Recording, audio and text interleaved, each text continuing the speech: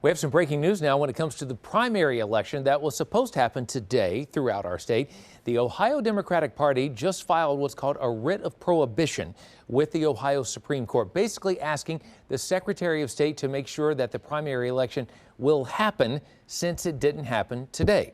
10 TV's Angela Reigert is at the Board of Elections with a look at what has been a wild back and forth that ended with all polling places closed this morning. Angela, good evening.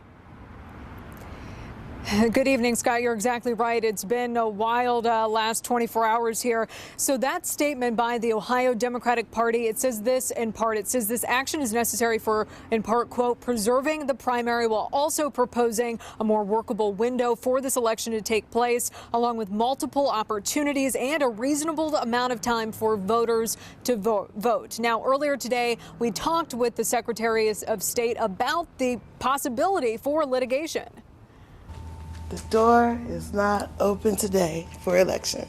This poll worker named Giovanna says she had to see it for herself. And because I was getting text and email all night long, it is, it isn't, it is. And when I went to sleep, it was. It being the primary election, the big question, was it happening Tuesday or not? And it's like, I'd rather it not be, I get that, but I was willing and ready to do my job.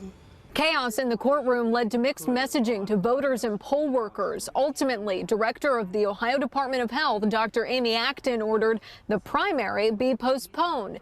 It's all to help stop the spread of the coronavirus and protect people at the polls. We felt that this would be a real disaster. That's why the order by Dr. Acton was issued last night shortly after 10 p.m. Many questioned how she was able to do this. While Ohio law doesn't mention this situation exactly, it does give her broad authority to make decisions to stop the spread of diseases. So where does everything stand now? Well, the Secretary of State and the governor recommended extending absentee voting and setting in-person voting for June 2nd. But that date is something the legislature or the courts still need to sign off on.